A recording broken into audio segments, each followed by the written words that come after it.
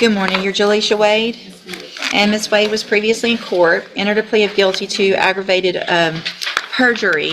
The agreement was for probation. The length of time and type of probation was all left up to the... Aggravated perjury isn't just telling a lie, it's lying under oath, and courts treat that like an attack on the justice system itself. When testimony shapes criminal cases, one false statement can derail an entire investigation. Quick question. Should someone who lies to protect others be punished the same as the person who pulled the trigger? Is that correct? Yes, Your Honor. And I've received that pre-sentence report as well as some letters that the defense counsel has provided of support for Ms. Wade. Has everyone had an opportunity to review all of that? Yes, Your Honor. Are there any additions or corrections to that pre-sentence report? The only correction, it stated that Mrs. Wade's driver's license had expired, but it expires in 2030. So her driver's license is good. So that's the only... Okay. Mr. Coleman? Nothing with regard to the PSI, just a brief argument. It is on the court's ready to hear. Sure. Ms. Holmes, I'll let you go ahead with the argument. Yes, Your Honor. Thank you. Your Honor, I've had the opportunity to speak with Ms. Wade on several occasions, and in regards to this aggravated perjury, this is a third-degree felony. Ms. Wade, prior to this happening, has no criminal history, zero criminal history. This is classic defense strategy. Minimize the mistake, humanize the defendant, and reframe the crime as a one-time lapse in judgment. It's not about denying what happened. It's about controlling how the judge feels about who she is. Do you think clean history should outweigh the seriousness of the lie? Is on the date of this incident at this trail ride, Zydeco. She was in an altercation with a young lady in which she was charged with an assault, in which she has successfully completed deferred adjudication for the misdemeanor. She has no felony criminal history. She understands the ramifications of being untruthful in regards to who she was in a car with. She was the passenger in a vehicle, and that is what she was indicted for, as to being untruthful as to who all was in this vehicle that she was a passenger in. Your Honor, we understand when testifying, when she was subpoenaed to testify in front of this grand jury, that we need to be truthful, and she understands that. And moving forward, she wants that opportunity to show that she can be, obviously, continue to be a productive citizen in society, and she's asking for that second chance. We are obviously asking for a deferred adjudication in this matter. We believe that this is a case that should be afforded that opportunity for Ms. Wade. She is a single parent who provides for her son. She works hard. She has, as I stated, no other history. And as you can see on the evaluation in this PSI, it's indicate a low risk level, which we feel is very important for the court to know, because it suggests that offenders who are rated as low often self-correct. And we believe that Ms. Wade will self-correct and understand her actions moving forward in life, but we do want her to have that second chance to be able to complete a deferred adjudication so she does not have a felony conviction on her record. We know that this is a court of second chances. We've seen several times people who I believe sometimes have more heinous crimes that get the opportunity at deferred adjudicated probation. And I believe that Ms. Wade should have that opportunity as well. We do know that obviously it's your decision, Your Honor, in regards to that, and in regards to the length of time. Being that this is a third-degree felony, we are asking if the court grants Ms. Wade this deferred adjudication, if it could be in the range of possibly 3 to 5 years, as opposed to the maximum 10. It states that she lacks prior felony convictions that suggest that this incident may represent an aberration rather than a pattern of criminal behavior. In addition, it states in this PSI that her stable employment, parental responsibilities, and minimal prior criminal records support the feasibility of probation as a means to rehabilitate rather than to punish. And we feel like having a straight probation will be more of a punishment rather than a rehabilitation, so that she can self-correct and be productive and have that opportunity to move forward in life without this conviction. So, Your Honor, we are asking for a deferred adjudication in the range of 3 to 5 years if possible, so that Ms. Wade can prove that this will not happen again. Thank you, Ms. Holmes. Mr. Coleman? Your Honor, Ms. Holmes characterized her lie to the grand jury as just simply a lie about being in who she was in the car with. She lied about being in the car with someone who And there it is, the real weight of this case. That lie wasn't about a random car ride, it was about shielding someone suspected of murder. Legally, this pushes her actions closer to obstruction of justice, even if she's not charged with it. This is the moment where second chance collides with someone never got justice. Strongly suspects had just shot up an innocent man at a Zydeco trail ride rodeo arena. That's what she lied about, Judge. Law enforcement suspects and has good information that she was present when this innocent man was shot by this suspect who she lied about riding in the car with.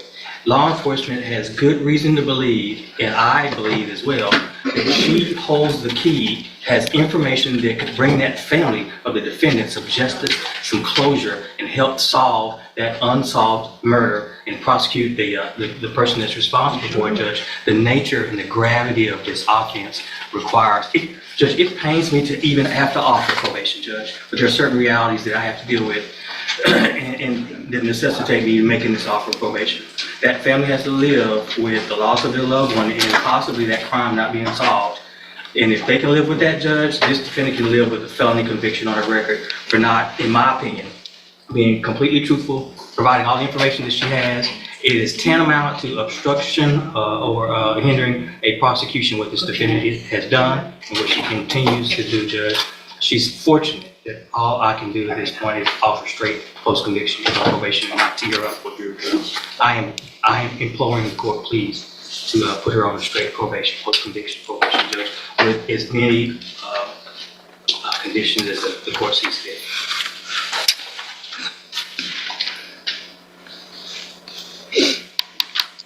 So, Ms. Wade, I don't know if you've been in here all morning, but I've had a couple of tough sentencings. The information that you he's right. Now the courtroom shifts from law to philosophy. Punishment versus rehabilitation. Protecting society versus saving one life from permanent damage. Judges don't just apply rules here, they decide what justice means in human terms. What would you choose if you were on the bench? We're not just talking about some crime, we're talking about a murder that you lied about.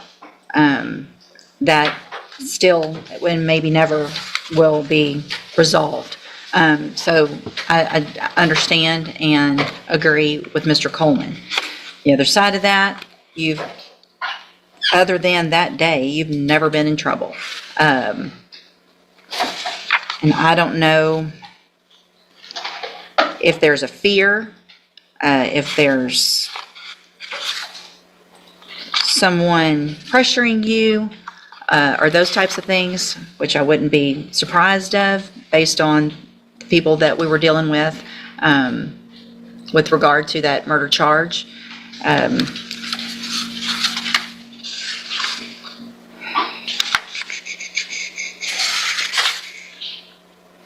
Ms. Holmes is correct, though, that, there are offers and agreements every day in here for worse offenses, where I do give deferred probation, where people actually shoot people in aggravated assaults and things like that, and robberies. All right, here's what I'm going to do. I'm going to find that you entered your plea of guilty freely and voluntarily. Find sufficient evidence to find you guilty. However, I'm going to give you an opportunity today. Deferred adjudication is mercy with strings attached. No conviction today, but 10 years of supervision hanging over her head like a trapdoor.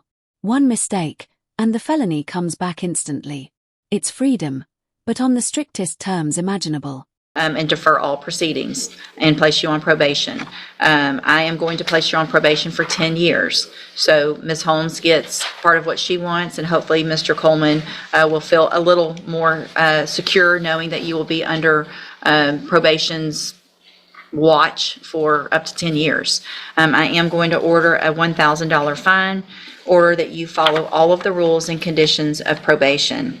Now, that is going to include, and I don't know what relationship you had with anyone that was in that vehicle, but you will be ordered as a condition of your probation to have no contact or communication with any of them. That includes John Gutierrez and Shamar Johnson and Patrick Charles. Okay, are those the three? Yes, sir. Can I say something? Shamar Johnson is, we have the same niece. They're related. We're related. Okay. Well, you can't go to family members. You can't be around them right now until I give you permission to be around them. So if there's a family get-together, one of you gets to go and one of you doesn't. That's part of the consequences of your actions, okay? He was in the truck also, and I don't know what he knows or did, but obviously everybody that was in that vehicle probably has some information about something terrible that happened that day. Otherwise, there wouldn't have been the lies told. So you don't get to be around him, period. Do you understand? Okay. If you do everything that you're supposed to while you're on this probation, this is an excellent opportunity because you do not have a felony conviction on your record.